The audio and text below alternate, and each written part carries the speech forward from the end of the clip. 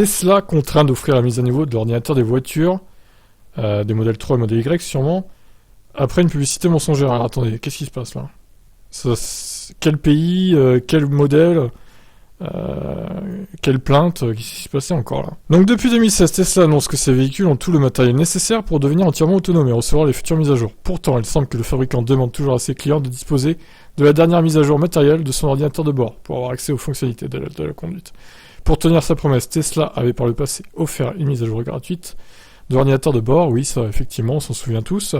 Aujourd'hui proposé à 15 000 $, tous les conducteurs possédant ces véhicules achetés après 2016 n'ont donc pas eu droit et ne possèdent aujourd'hui pas le matériel nécessaire pour essayer la conduite entièrement autonome du constructeur. Il y a quelques mois, Tesla avait lancé un abonnement à 200 $ par mois qui permettait aux propriétaires du véhicule de l'entreprise d'essayer la fonctionnalité FSD qui promet une conduite assistée des niveaux 2. Cependant, lors de la souscription, il était demandé aux clients de mettre à jour leur voiture avec la dernière version de l'ordinateur de bord.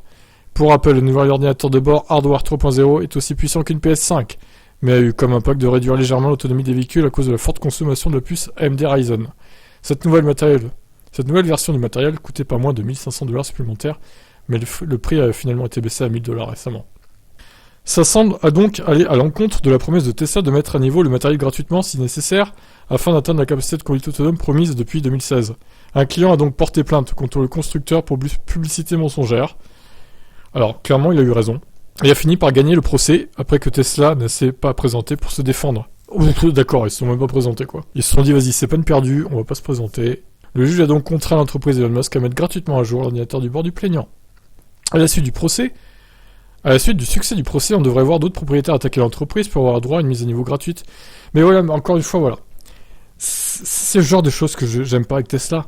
Il faut être obligé d'aller aux plaintes, au procès, pour les forcer à faire un truc qui aurait dû être fait gratuitement, et comme il l'avait promis en fait.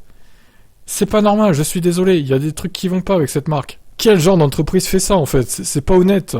Franchement, c'est pas honnête de leur part, je trouve. Donc voilà, j'incite tous les gens, bon après ça concerne sûrement les US plus que l'Europe, même si au final on peut se demander si des plaignants en France, en Allemagne ou je ne sais où pourraient aussi éventuellement faire un procès et potentiellement gagner. Je sais pas exactement si ça nous concerne nous, mais je crois que oui.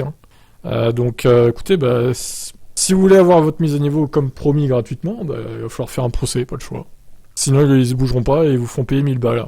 1000 €, c'est pas gratuit, c'est loin d'être gratuit. Même s'ils ont fait une ristourne de 500 €, ça reste quand même 1000 € à sortir.